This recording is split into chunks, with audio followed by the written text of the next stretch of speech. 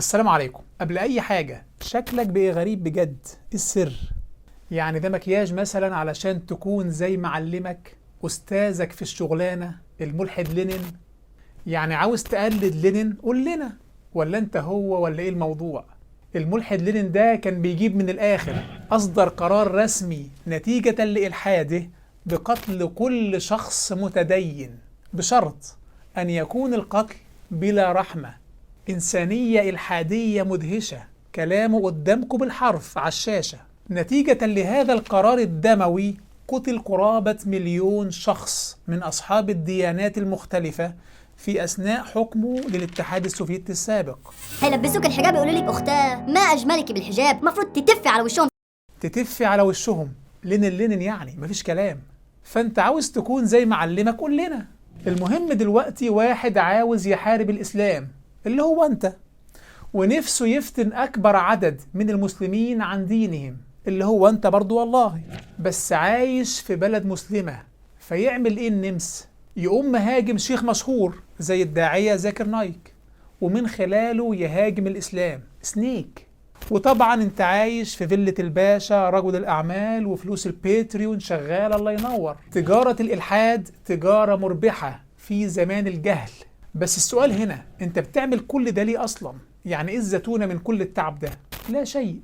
يعني ايه الهدف من التجهيز والمونتاج والترجمة والتخطيط لفتنة المسلمين؟ ايه الهدف من ده كله؟ والله لا شيء. ما هو الإنسان في تصورك كملحد عبارة عن ايه؟ ايه هو الإنسان؟ الإنسان في التصور الإلحادي عبارة عن نمط مادي ثلاثي الأبعاد يعيش في عالم بلا معنى ولا غاية، عالم عبثي عدمي. صح ولا غلط؟ فأنت تعب قلبك ليه؟ هقول لك الإجابة، وليس هناك إجابة غيرها. اللي مشغلك يؤزك أزة. لو عندك إجابة غير دي قولها، أتحداك. بس هنيالك يا عم، أنت عند إبليس فرخة بكشك. هنيالك. ده انت مشغول بالدين اكتر مننا. اتحداك تجيب فيديو ليك او منشور ملوش علاقة بالدين. مرة واحد بيسأل دوكنز بيقول له انت ليه محموق قوي كده على الالحاد؟ أليس كل شيء في الاخير بلا معنى؟ بما فيه الحادك نفسه عالم غريبة. وبعدين انت بماذا تبشر؟ بالالحاد.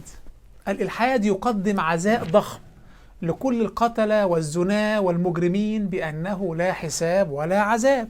فانت بتبشر بإيه؟ جوه الإلحاد بيتم عمل تخدير متعمد لكل القيم، فتصبح كل فاحشة مستباحة.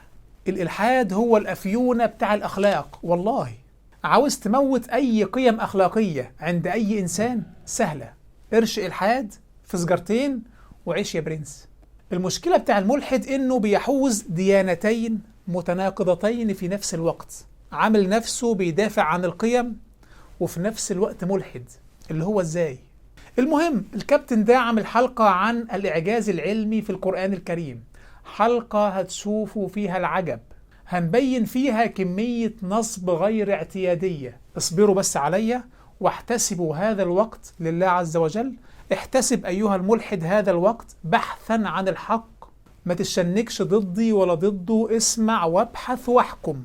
والناس الجديدة ما تنساش تشترك في القناة وتفعل زر الجرس. فالكابتن استخدم كمية أساليب ثعبانية ونصب في المصادر وتحريف للكلام العلمي، ولو تفسير بيدينه ما يعرضوش حاجة مهزلة. لكن قبل ما نبين الحاجات دي وقبل ما اكشف الترقيع اللي حاول يعمله الإلحاد، عاوز أعرض بعض الأدلة القطعية على الإعجاز العلمي في القرآن والسنة، ونقارن بين أقوال فلاسفة اليونان في ذاك الوقت. فلاسفة اليونان اللي الكابتن فرحان بيهم. نقارن بين أقوالهم وبين النص القرآني والعلم الحديث. إيه رأيكم؟ وأي إعجاز علمي هعرضه الآن وتعرف ترد عليه والله هديك $1000. إيه رأيك؟ كل إعجاز علمي تجيب عنه $1000. فهيا بنا.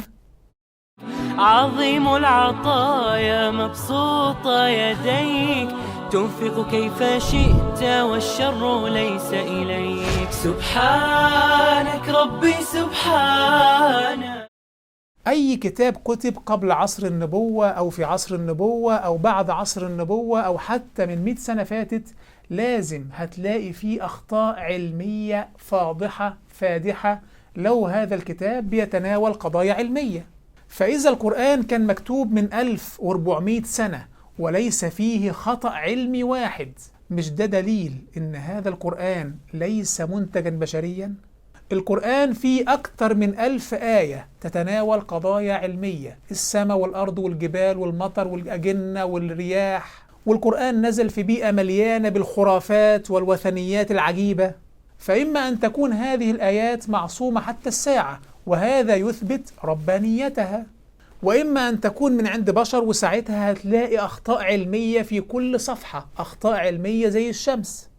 زمان كان الكوماندا هو اللي يعرف كلمتين من أرسطو، يعني اللي حافظ كلمتين من بتوع أرسطو ده يبقى كوماندا.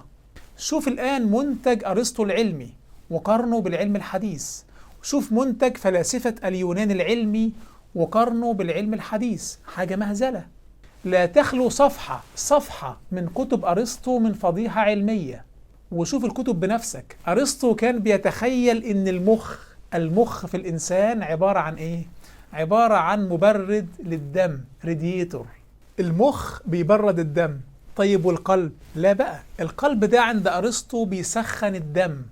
طبعا لا هو فاهم دورة دموية ولا أي حاجة من المواضيع دي، فده كان الجهبذ في ذاك الوقت. وأول من تكلم عن دورة الدم في الجسم كان العالم المسلم ابن النفيس في القرن السابع الهجري. وخليني أنقطك، ابن النفيس أول مكتشف لدورة الدم في الجسم كان مصنف في طبقات الشافعية، يعني فقيه شافعي له مصنفات في الفقه الشافعي. أرسطو كان بيتخيل إن أسنان الست تختلف في العدد عن أسنان الرجل، حتى بعض الناس قال لك معرفش مرة يفتح بق الست بتاعته ويعد الأسنان في بقها بدل هذه المهازل اللي في كتبه. فدي كانت ثقافة ذاك العصر. تخيل بقى لو معلومة من المعلومات دي وردت في القرآن أو السنة الصحيحة. طب خد دي، أرسطو كان بيتخيل إن الدودة لما بتكبر بتتحول إلى ثعبان، تكبر تبقى سنيك، فده أكبر راس أياميها. ودي الثقافة الأرسطية اللي كانت منتشرة في ذاك العصر. أما بقى لو رحنا للطب، فأبوقراط كان الباشا في ذاك العصر. أبوقراط أعظم أطباء العالم في ذاك العصر. أبوقراط كان بيقول إن الجنين بيتكون نتيجة الماء والهواء والتراب والنار، حاجة مهزلة، ده الزعامة أبوقراط كان بيتخيل إن الجنين جوه الرحم بيتعرض لعملية تسخين، ونتيجة هذا التسخين بتظهر العظام. الباشا كان متخيل إن رحم الست فرن بلدي. أرسطو لما حب يتكلم عن الأجنة كان متصور إن الراس تظهر أولا ثم الصدر ثم الرجلين. هي دي الثقافة اللي كانت منتشرة في الشرق الأوسط للي عاوز يبقى مثقف. ولو سيبنا الشرق الأوسط في ذاك الوقت وانتقلنا شرقا نحو الهند والصين، هنلاقي مهازل أكبر من هذه المهازل بمراحل. اقروا هذا الكتاب باللغتين عربي وإنجليزي في وصف الفيديو وشوفوا المهازل العلمية اللي عند الهندوس على سبيل المثال. أما لو أتينا لهذا الزمن الجميل ومن حوالي 50 سنة أو 100 سنة بس، أي كتاب علمي برضه مليان بلاوي. تشارلز داروين بتاع التطور اللي لسه من كام سنة، داروين كان بيؤمن بحاجة اسمها البانجينيسيس، ودي معناها إن كل حتة في جسمك طالعة منها جزيئات ورايحة ناحية الأعضاء التناسلية. فلو أنت لعبت رياضة، في جزيئات تطلع من العضلات وتروح لأعضاء التناسل، فابنك يكتسب قوة عضلاتك. وطبعا الكلام ده النهاردة بلح مضحك. فلما تكتشف ان القرآن لا يأتيه الباطل من بين يديه ولا من خلفه في أي آية، مع انه تعرض لعشرات المواضيع العلمية في مئات الآيات، فده دليل أنه محال أن يكون قول بشر. والآن ندخل على أول تحدي وأول $1000. قال الله عز وجل: ثم استوى إلى السماء وهي دخان. هذا يدل على أن أصل الكون شيء ملتهب وليس بحيرة ماء. كل ثقافات العالم كانت تجمع على أن أصل الكون هو الماء. فلاسفة اليونان كانوا بيقولوا بالإجماع أن أصل الكون هو الماء. البابليين نفس الكلام، السومريين نفس الكلام. العالم كله بيقرر أن الماء هو أصل الكون. فالقرآن يأتي ويقول ثم استوى إلى السماء وهي دخان. أصل الكون شيء ملتهب، والعجيبة إن الدخان الكوني والذي بدأ منه الكون موجود حتى الساعة، وهو اللي بيتكثف وتظهر منه النجوم والأفلاك. ده حتى الموقع بتاع مرصد هيرشل الفضائي بيقول ما ينفعش نسميه غبار كوني، الاسم الأصح هو دخان. فالقرآن بيقرر هذه القضية من 1400 سنة. أول $1000 لو أتيت بأي ثقافة أو دين أو كتاب سبق القرآن في هذا الموضوع. تحديات سهلة أهي، ومعاك النت، ابحث زي ما انت عايز، خد وقتك زي ما انت عايز، ومحدش يخضه. التحدي الثاني قال الله عز وجل والسماء بنيناها بأيد وإنا لموسعون. السماء تتسع مع الوقت. المعلومة دي لغاية زمن أينشتاين محدش كان يعرفها أصلا. أينشتاين نفسه كان بيقول إن السماء ثابتة لا تتسع، وفجأة يكتشفوا لأول مرة في تاريخ الإنسانية من حوالي 90 سنة أن السماء تتسع. ويخرج أينشتاين ويقول لك إن إصراره على أن السماء لا تتسع هذا كان أكبر خطأ علمي ارتكبه في حياته. يلا عاوزين حد قبل القرآن قال أن السماء تتسع، قبل أينشتاين حتى، أي حد، فلاسفة يونان، رومان، أسيوط، أي حتة.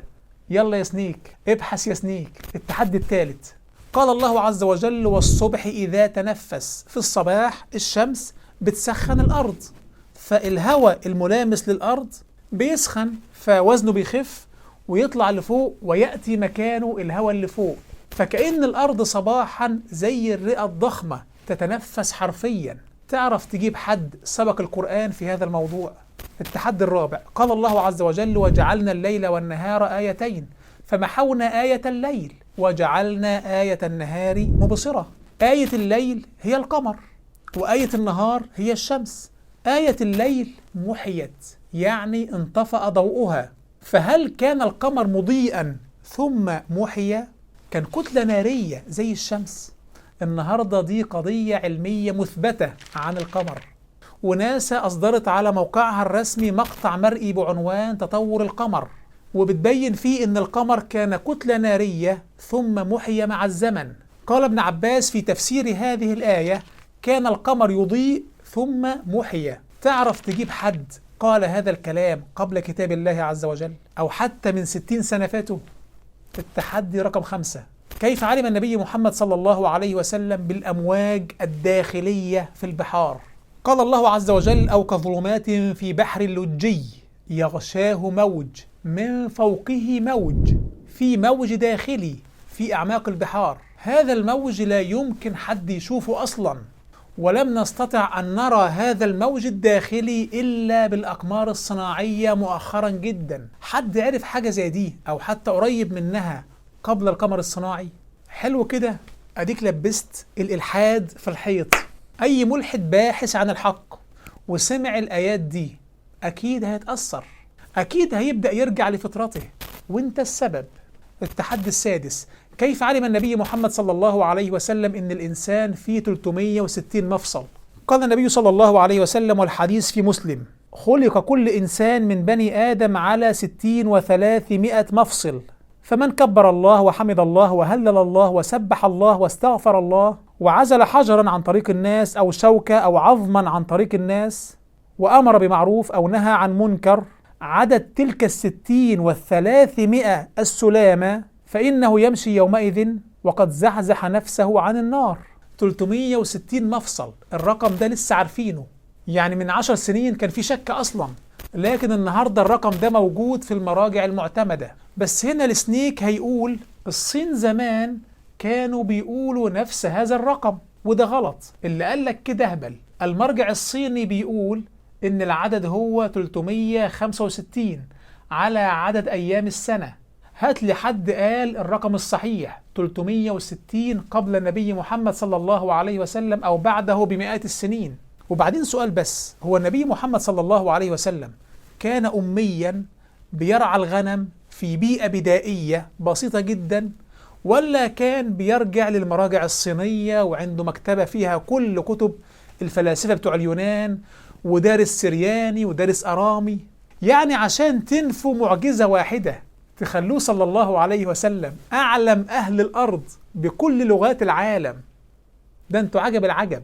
وبعدين لو افترضنا ان عنده مكتبة سرية فيها مراجع الصين وفيها كتب فلاسفة اليونان وفيها كتب سريانية وآرامية ودرس اللغات في السر من وراء زوجاته ومن وراء الصحابة اللي كانوا معاه في كل لحظة، السؤال هنا لو لم يكن نبيا ليه ما نقلش العك اللي كان موجود أيضا في هذه الكتب؟ لماذا ظل القرآن حتى الساعة معصوما؟ مفيش ملحد قادر يطلع خطأ علمي واحد في نص شرعي واحد. تحدي رقم 7، قال الله عز وجل: وجعلنا من الماء كل شيء حي. النهاردة ده أساس في علم الأحياء، إن عنصر الماء داخل في تركيب أي كائن حي. حتى علماء البحث عن حياة خارج الأرض مش بيبحثوا عن حياة خارج الأرض، هو اللي بيبحثوا عنه هي المية فقط، لأنهم يعلمون أنه لا حياة بغير ماء. طبعا في الحلقة بتاعتك انت عملت نصبايا سنيك صغيرة كده، قلت ان الفلاسفة بتوع اليونان قالوا هذا الكلام، قالوا ان الماء أصل كل كائن حي. طبعا دي نصبايا، عادتك ولا تشتريها؟ كان في واحد يوناني زمان قبل الإسلام ما يظهر ب 1200 سنة اسمه طاليس، كان هو أول واحد نعرفه يقول إن كل شيء مكون من ماء. طاليس لم يقل أن كل شيء حي خلق من ماء، طاليس لم يقل هذا الكلام يا مدلس. طاليس بيتكلم عن أصل الكون، أصل الكون أنه من ماء، وإحنا ردينا على كلام طاليس وكلام فلاسفة اليونان في أن أصل الكون من ماء. لكن طاليس والفلاسفة ما قالوش إن الماء أصل كل كائن حي، ما قالوش هذه الكلمة. وبالمناسبة معلومة ب50 قرش بجد، الماء في فكر فلاسفة اليونان وفي فكر الحكماء السبعة وفي فكر طاليس ما هواش المية اللي احنا بنشربها. الماء الذي أتى منه الكون عند فلاسفة اليونان هو قضية ميتافيزيقية، وده موضوع كبير يصعب على أمثالك فهمه. الدكتور الطيب وعزة ليه كتب في هذه الجزئية، بس نقول لمين؟ في زمن البعثة النبوية كان الطب في العالم مرجعه زي ما قلنا إلى أبوقراط، جيلن، أرسطو. في كتاب أرسطو الشهير حول ولادة الحيوانات، أرسطو بيقول أن مني الرجل بينزل على دم حيض المرأة المخزن في الرحم فيجمد هذا الدم زي ما الخميرة بتنزل على اللبن فتجعله جبنا. كلام أهطل، لكن طبعا دي ثقافة ذاك العصر، معذور. فالجنين عند أرسطو بينشأ من دم الحيض. لو حد قال هذه المعلومة النهاردة هيجري وراه. دم الحيض أساسا بيتوقف بمجرد ما يحصل حمل. جيلن بقى أبو الطب وتلميذ أبوقراط كان ليه رأي تاني خالص، قال لك ماء المرأة بيغذي مني الرجل. ماء المرأة يغذي مني الرجل. أيوة ليه يعني؟ قال لك علشان في جنين قزم داخل مني الرجل، لما يغذيه ماء المرأة هيبدأ هذا الجنين في الانتفاخ ويصبح جنين كامل داخل رحم المرأة. كان بيتخيل ان الجنين صغير جدا في مني الرجل ويبدأ يتضخم مع الوقت عن طريق التغذي على ماء المرأة. الفكرة دي اللي بيسموها فكرة البريفورميشن، ان جنين قزم يكبر مع الوقت، كانت هي السائدة في المجتمع العلمي لغاية من 200 سنة فاتوا. إذا كان في اتفاق علمي أن المرأة ليس لها دور في عملية الإنجاب. مني الرجل بيخثر دم الحيض عند أرسطو، وماء المرأة بيغذي مني الرجل عند جيلن. ففي الأخير المرأة مجرد وعاء للجنين لا أكثر. فيأتي القرآن الكريم في تلك الثقافة الطبية العبيطة ليخبرنا أن الجنين يتكون من النطفة الأمشاج، أي خليط من الرجل والمرأة، وليس الرجل فقط. إنا خلقنا الإنسان من نطفة أمشاج، والنطفة الأمشاج بإجماع المفسرين أي من الرجل والمرأة. قال القرطبي في تفسيره: زعموا أن الجنين يتكون من ماء الرجل وحده ويستمد الدم من الرحم. كلام أرسطو. والصحيح كلام القرطبي، والصحيح ده كلام القرطبي أن الجنين يتكون من الرجل والمرأة لهذه الآية: إنا خلقنا الإنسان من نطفة أمشاج، فإنها نص لا يحتمل التأويل. ما ينفعش نراضي الثقافة الأرسطية المنتشرة في ذاك الوقت على حساب النص القرآني، فالقرآن يقدم خطاب مستقل عن ثقافة ذاك العصر. لما القرآن تناول ماء الرجل ماذا قال؟ قال الله عز وجل: ثم جعل نسله من سلالة من ماء مهين. جزء بيستل من ماء الرجل اللي هو الحيوان المنوي، وليس من كل الماء كما تخيل أرسطو. وقال النبي صلى الله عليه وسلم: ما من كل الماء يكون الولد.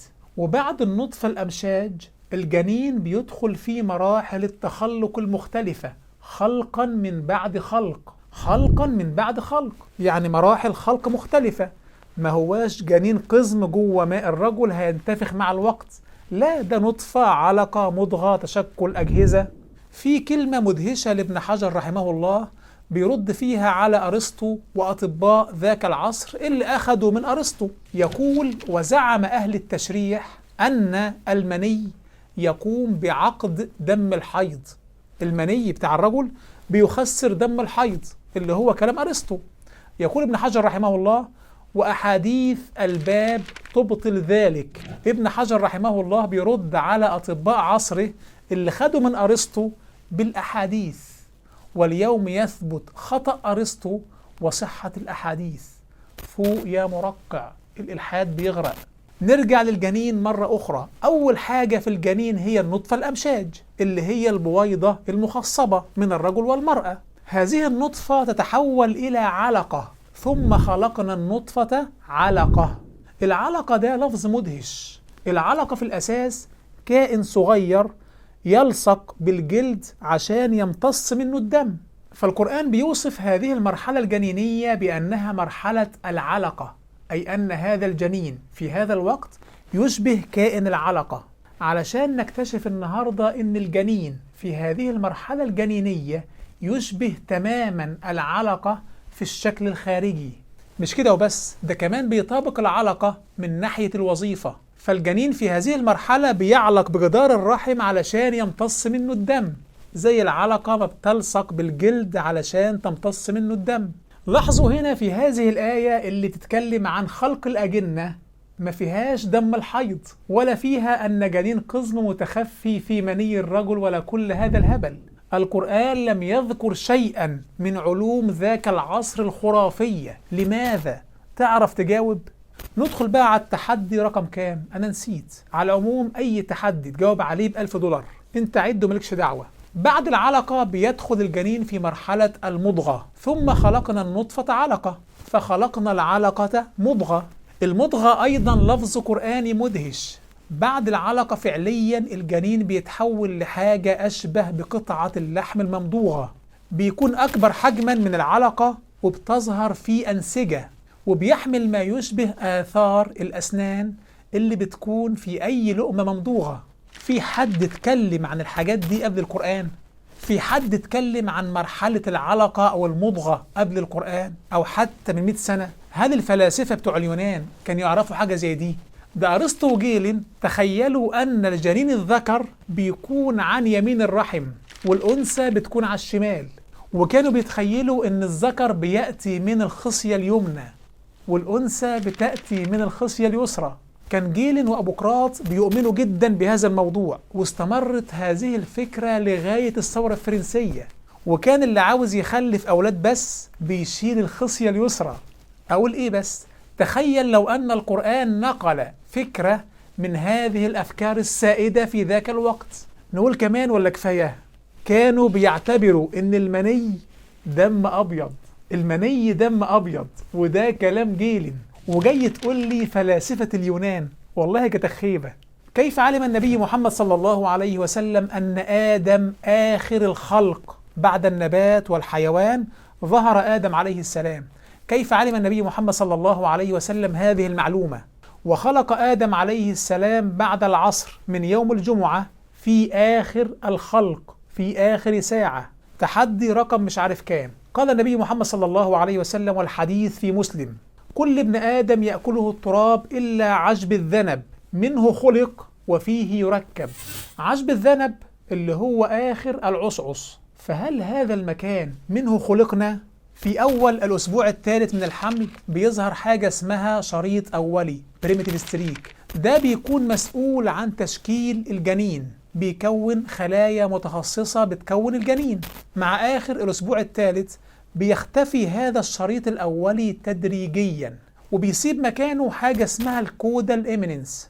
الكودال إيميننس ده هيبدأ يصغر مع الوقت ويتحول إلى منطقة العصعص. فالعصعص في الأصل هو الشريط الأولي primitive streak الذي منه خلقنا. هذا الكلام أخبر به رجل يرعى الغنم من 1400 سنة. هل حد يعرف حاجة زي دي في ذاك العصر إلا بوحي إلهي؟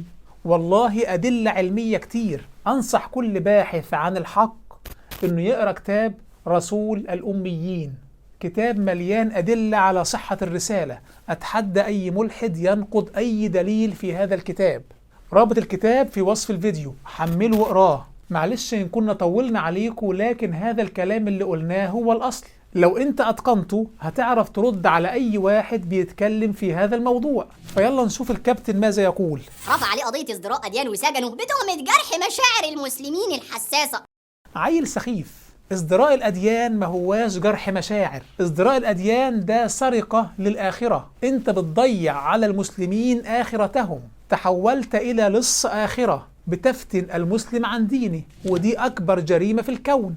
فانت أصبحت لص آخرة بتفتن المسلم عن دينه، ودي جريمة أعظم من القتل. قال الله عز وجل: والفتنة أشد من القتل. فتنة المسلم عن دينه أشد من القتل. يعني لو أن شخص قاتل فهذا الشخص منتهى إن هو بيضيع دنياك، إنما اللي بينشر الشبهات ده بيضيع الآخرة. فدي حاجة مش سهلة، وما هياش جرح مشاعر زي ما انت عاوز تبردها. دي أكبر جريمة في الكون. طبعا ده من منظورنا إحنا. أما من منظور الحادي فإذا كانت إبادة الجنس البشري بأكمله ما هياش جريمة أصلا، فأنت منتظر إيه تاني؟ يعني إزاي نقنعك بخطورة سرقة الآخرة وانت أصلا بتعتقد أنه ليس هناك خير ولا شر في هذا العالم، وأننا إلحاديا بلا معنى ولا غاية ولا قيمة نعيش في عالم عبثي عدمي لا فرق بين حفلة شواء وبين إبادة الجنس البشري؟ فإيه الليفل اللي بعد كده؟ ماذا نرجو من إنسان ينظر للبشر على إنهم حثالة كيميائية، وسخ كيميائي، كيميكال سكام كما يقول ستيفن هوكينج؟ فالإلحاد سمم نظرتك لكل شيء لو انت واخد بالك. فإزاي هقنعك بعد كده بقيمة الآخرة أصلا؟ في العلم الأرض والسماء ما كانوش واحد وانفصلوا عن بعض. طيب المادة بتاع الأرض جاية من المادة بتاع السماء ولا لأ؟ كوكب الأرض ما كانش موجود ساعتها، ده اتوجد بعد الانفجار الكبير عن طريق انفجارات وصخور وغازات ومخلفات فضاء. يبقى المادة بتاع الأرض جاية من المادة بتاع السماء. يبقى حصل انفصال للأرض عن السماء ولا ما حصلش؟ سبحان الله، في نفس الجملة بترد على نفسك. ايه توهان اكتر من كده؟ وجعلنا الغلاف الجوي سقفا حاميا او حافظا. ساعتها تمشي لان الغلاف الجوي بيحمي، انما هي جت محفوظا. وجعلنا السماء سقفا محفوظا، محفوظا من ان يخترق. فالسماء سقف محفوظ من ان يخترق. يخترق بايه؟ كذا حاجة طبعا. الشق العلمي اللي في الموضوع اكتشفناه لسه من قريب، في حاجة اسمها فان ألين بيلت. دي حاجة لسه مكتشفة من سنوات. حزام فان ألين بيشكل سقف حرفيا محفوظ من أن يخترق بالأشعة القاتلة. سقف فان ألين ده عالم تاني لسه بيكتشف. أصوات عجيبة بيطلعها نتيجة الأشعة الضارة اللي بيصدها باستمرار. أشعة لا حصر لها بيحجزها بعيدا عن الأرض. فهو سقف محفوظ من أن يخترق. هل في حد اتكلم عن حاجة زي كده في زمن القرآن أو قبل القرآن أو بعد القرآن أو في أي مكان في العالم؟ وجعلنا السماء سقفا محفوظا وهم عن آياتها معرضون. سبحان الله العظيم وبحمده. مفيش حاجز ما بين المية المالحة والعذب. مرج البحرين يلتقيان بينهما برزخ لا يبغيان. جعل الله بينهما حواجز من الأرض فيحصل النفع بكل منهما. فالعذب منه نشرب، والمالح به يطيب الهواء ويتولد الحوت واللؤلؤ والمرجان. فإزاي مفيش حاجز؟ بالعافية يعني؟ طيب بعد التقاء البحرين هيفضل في حاجز ولا لا؟ مفيش حاجز، الفكرة كلها إن كثافة المية المالحة أكبر من كثافة المية العذبة. لما يدخل ماء النهر على ماء البحر بيكون في حاجز. ما هو فرق الكثافة بين الماء العذب والماء المالح ده في حد ذاته حاجز.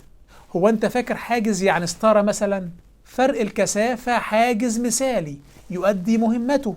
يقول الطاهر بن عاشور في تفسيره: فالحاجز حاصل نتيجة تفاوت الثقل النسبي لاختلاف الأجزاء المركب منها الماء المالح والماء العذب اللي هو فرق الكثافة. فلما التفسير بيدينك مش بتعرضه سنيك. أكيد يعني، مع إن لو كانت الجملة جت كلي من بعض الثمرات كنت هتلاقي مليون شيخ طالع يقول لك بص الإعجاز العلمي والدقة في القرآن الكريم حينما قال كلي من بعض الثمرات، لأن العلم لسه مكتشف دلوقتي إن في ثمرات سامة بالنسبة للنحل ما ينفعش ياكلها، علشان كده قال لك بعض مش كل. ده دليل إنك فاصل أو مش فاهم بديهيات اللغة. أنت بهذا تدين نفسك بنفسك. ثم كلي من كل الثمرات من للتبعيض. يقول أبو حيان الأندلسي في البحر المحيط من في قوله تعالى ثم كلي من كل الثمرات للتبعيض، فتأكل من الأشجار الطيبة والأوراق العطرة، إذا من للتبعيض. ونفس الكلام في معاجم اللغة وفي السراج المنير، من كل الثمرات من للتبعيض وليس لانتهاء الغاية. فاللي انت طلبته من الآية وقلت لو كان كده هيكون معجزة هو فعلا في الآية، لكن دي حاجات لغوية محتاجة حد يركز، مش حد كل نص ساعة عينه على البيتريون ولمينا كام وكيف نرقع الإلحاد بأي كلام دي كل مهمته والسلام. لا، اللي عاوز الحق بيعرفه ويجد داخل الشبهة حجة لو تدبر. تخيل واحد يأتي يوم القيامة وقد فتن عن دينه وضاعت آخرته عشان أيهما، عشان الشبهات الهبلة اللي بيقولها أيهما. يا رب على الفضيحة. يعني ده كفر مش كفر عناد، ده كفر غباء. خيط العنكبوت أقوى من الحديد 5 مرات. هي الآية وإن أوهن الخيوط لخيط العنكبوت، ولا وإن أوهن البيوت لبيت العنكبوت؟ ليه النصب على الناس؟ هل في بيت أوهن من بيت العنكبوت؟ بس ده السؤال. إنما النصب ده أسلوب حد مفلس، حد مش لاقي حاجة يقولها. فبلاش شغل التعبين. هل هناك بيت أوهن من بيت العنكبوت؟ أو لا، بس كده. ده في طيور وزواحف وحشرات وحيوانات وحتى الأسماك بتقتل عيالها، ده في آلاف من الكائنات الحية بتاكل عيالها وهم صغيرين. ممكن دوت يبان لينا شيء قاسي، بس هي دي الطبيعة حضرتك. ما هو الذكي ما ينفعش يطبق مفاهيمه اللي ورثها من بابا وماما والمدرسة عن الأخلاق ويروح يقول لي إن العنكبوت اللي بتعمله دوت فيه أنانية وشيء وحش.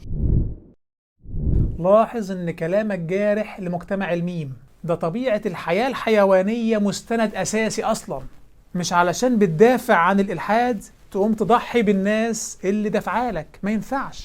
Quran says in Surah Nisa, chapter 4, verse 56, as to those who reject our signs, we shall cast them into the hellfire, and as often as their skins are roasted, we shall give them fresh skin so that they shall feel the pain. Quran says, as often as their skins are roasted, we shall give them fresh skin so that they shall feel the pain, indicating there is something in the skin which is responsible for feeling of the pain. And today science tells us about the pain receptors. وحضرتك ازاي كده؟ بجد يعني بجد هو حضرتك اتعلمت التكنيك ده منين؟ حضرتك الناس كلها على مر التاريخ كانت عارفة ان الجلد هو مصدر الإحساس.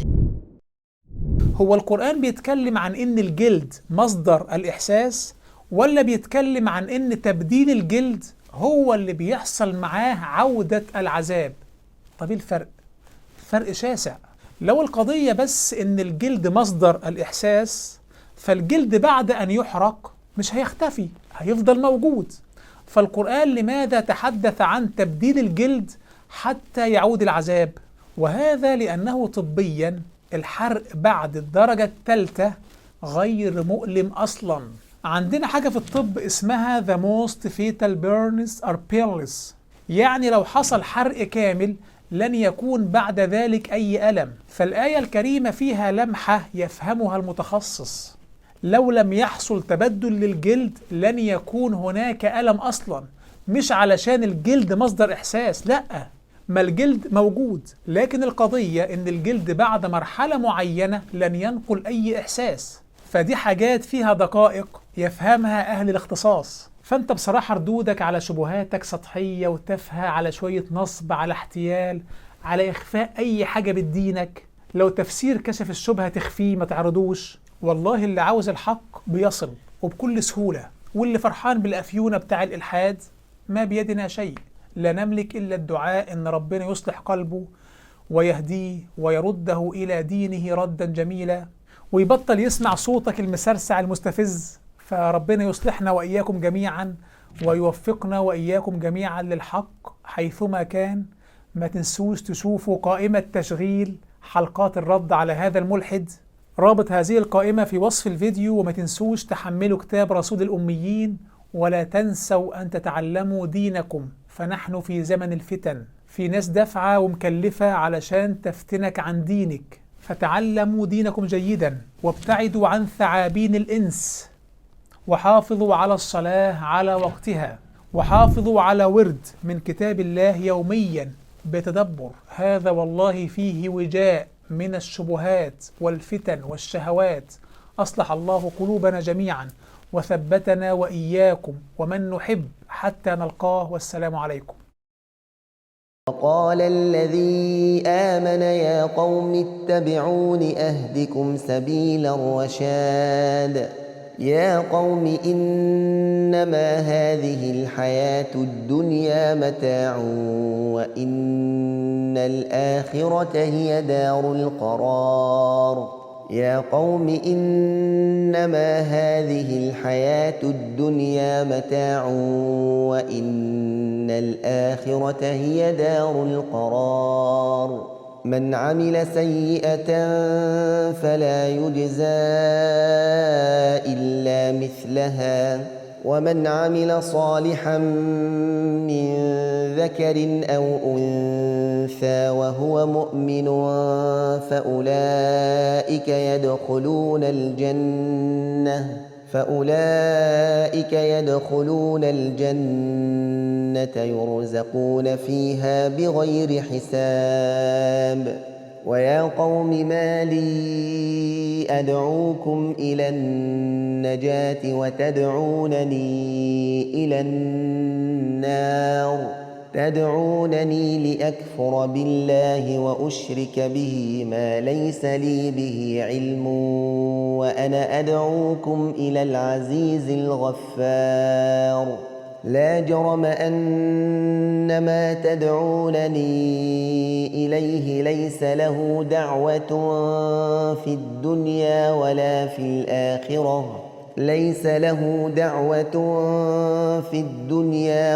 في الآخرة، وأن مردنا إلى الله، وأن المسرفين هم أصحاب النار. فستذكرون ما أقول لكم وأفوض أمري